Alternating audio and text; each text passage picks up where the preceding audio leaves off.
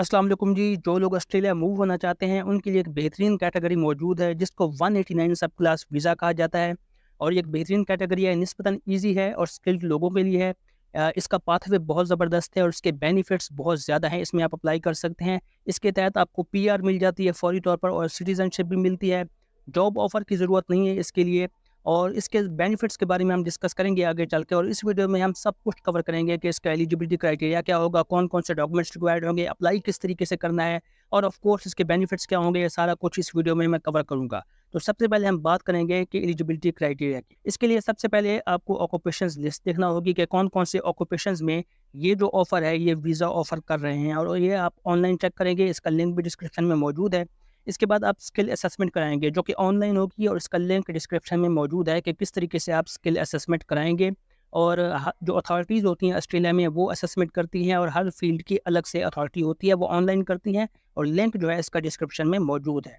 इसके अलावा eligibility criteria में आता है कि आपकी जो एज है वो 45 से कम होनी चाहिए। पॉइंट्स टेस्ट की अगर हम बात करें तो आपको 65 पॉइंट्स लेने हैं 100 में से, जो कि लेना निस्बतन बहुत आसान है, इतना ज़्यादा मसला नहीं है। आपको एज के 30 पॉइंट्स मिल जाते हैं। इसके अलावा एजुकेशन के 10 पॉइंट्स और वर्क एक्सपीरियंस के पॉइंट्स मिल जाते हैं।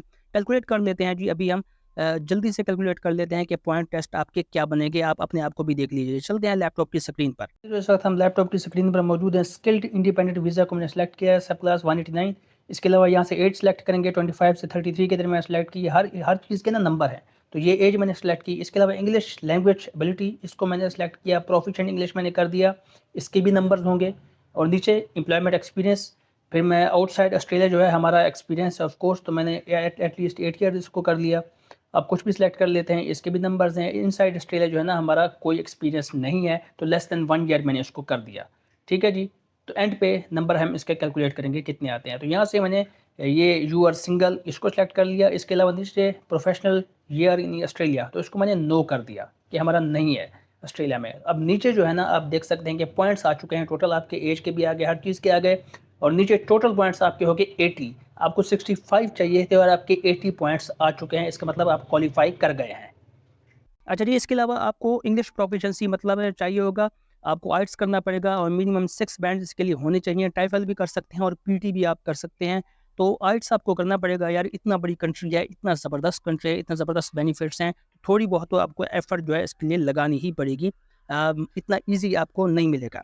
इसके अलावा जैसे ही आप एलिजिबिलिटी क्राइटेरिया अपना फुलफ़िल कर लेते हैं, आप अपने पॉइंट्स भी आपके 65 से ज़्यादा हो जाते हैं, उसके बाद आपको ईओआई जमा कराना होता है।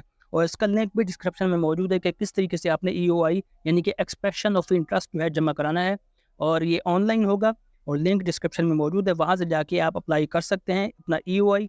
और ईओआई जब आप अप्लाई करेंगे तो आपको फिर वो इन्विटेशन लिंक भेजेंगे, ठीक है ना, जिसको कहते हैं इन्विटेशन टू अप्लाई, आईटीए आपको भेजेंगे। और वहाँ से जो है ना जैसे ही आपको इन्विटेशन आ जाएगी तब आप इस वीज़े के लिए अप्लाई करेंगे। ठीक है, ऐसे आप डायरेक्ट अप्लाई नहीं करेंगे, आपको इंटरेस्ट एक्सप्रेशन ऑफ इंटरेस्ट यानी कि ईओआई जमा कराना पड़ेगा। अच्छा, जैसे ही आपको लिंक मिलता है, आप अप्लाई करते हैं, तो जैसे ही आपको लिंक मिलता है तो 60 दिन आपके पास होते हैं। 60 दिन के अंदर आपने अप्लाई करना होता है। उसके बाद जो है वो लिंक, वो आईटीए आपका वैलिड नहीं रहता। ठीक है जी। तो आपको लिंक मिलता है, वहाँ जाते हैं और वहाँ जाके आप जो भी उनकी रिक्वायरमेंट्स होती हैं, फॉर्म होते हैं, उनको फिल आउट करते हैं। और जो इसके डॉक्यूमेंट्स रिक्वायर्ड होते हैं वो मैं आपको बता देता हूँ। पासपोर्ट आपको चाहिए होगा, ठीक है जी। इसके अलावा स्किल असेसमेंट रिपोर्ट, जो कि ऑलरेडी मैंने आपको बताई है कि किस तरीके से आपने करनी है, वो आपने जो उसका रिजल्ट आएगा वो आपने करानी होगी। स्किल असेसमेंट बेसिकली ये होता है कि आपका जो वर्क है, आपका एक्सपीरियंस है, आपकी जो स्किल्स हैं, वो ऑस्ट्रेलिया को जो रिक्वायर्ड है उसके मुताबिक है।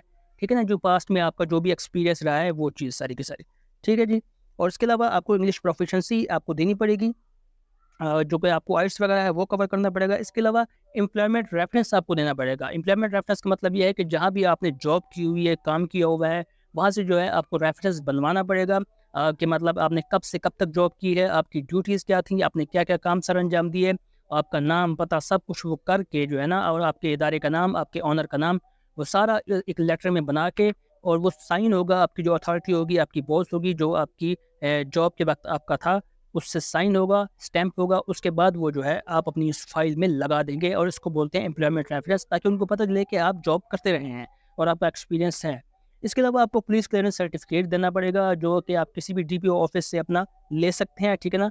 और हेल्थ सर्टिफिकेट आपको देना पड़ेगा, जो आप डीएचक्यू जो आपका मुकामी हो, आपके डिस्ट्रिक्ट का, वहाँ से आप ले सकते हैं। वो भी आपको इस फाइल में लगाना पड़ेगा और आपको जमा कराना पड़ेगा। ठीक है जी, तो ये सारे के सारे डॉक्यूमेंट्स आपको चाहिए होंगे।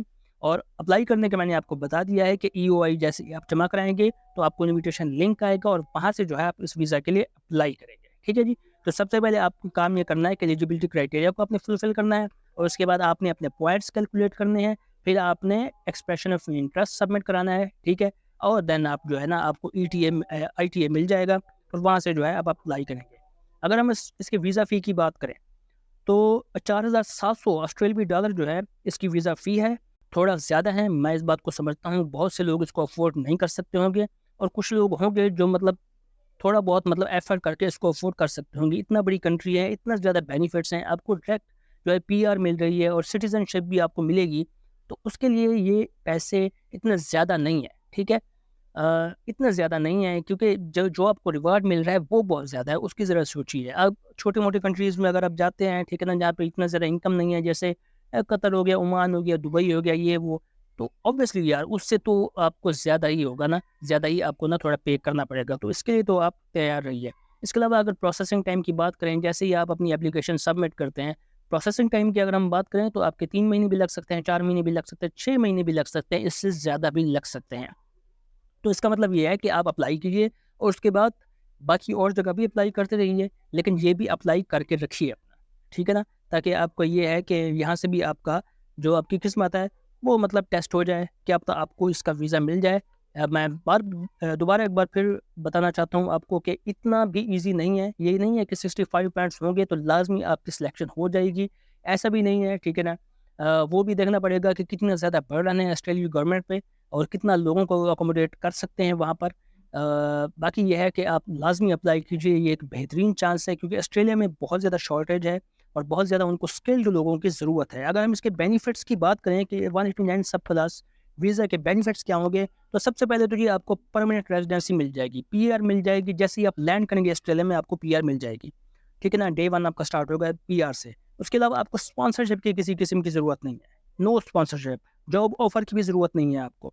आप ऑस्ट्रेलिया में कहीं भी रह सकते हैं, मेलबर्न, ब्रिस्बेन, सिडनी, एडिलेड, कहीं भी आप रह सकते हैं ऑस्ट्रेलिया में, इसकी कोई रिस्ट्रिक्शन नहीं है। आपकी जो मेडिकेयर है, आपकी जो हेल्थ केयर है, वो फ्री होगी। आपका जो सिटीज़नशिप के लिए पाथवे है, वो स्मूथ होगा। आपके जैसे ही 3-4 साल 4 साल मुकम्मल होंगे PR के बाद, ठीक है ना, इस वीज़ा को अवेल करने के बाद, तो आपको सिटीज़नशिप के लिए आप अप्लाई कर सकते हैं, वो आपको मिल जाएगी। इसके अलावा फैमिली को आप बुला सकते हैं, वहाँ उनको भी अकोमोडेट कर सकते हैं और जो बच्चे होंगे, जो मतलब आपके, उनकी एजुकेशन वो फ्री होगी और आपका ट्रैवल फ्रीडम आपको मिलेगा। आप ऑस्ट्रेलिया में आ जा सकते हैं, मल्टीपल टाइम आप एंट्री कर सकते हैं, इन आउट कर सकते हैं और किसी भी मुल्क में जा सकते हैं, वापस ऑस्ट्रेलिया आ सकते हैं, आपको कोई रिस्ट्रिक्शन नहीं होगी। इसके अलावा सोशल सिक्योरिटी बेनिफिट्स आपको मिलेंगे, लेकिन ये आपको 2 साल के बाद मिलेंगे, जब आप 2 साल ऑस्ट्रेलिया में गुजार लेंगे। इसके अलावा वर्क और स्टडी बेनिफिट्स में यह है कि आपको वर्क कर सकते हैं और किसी भी आप कंपनी में जॉब कर सकते हैं अपनी फील्ड से मुताल्लिक जिस पे आपने अप्लाई किया है।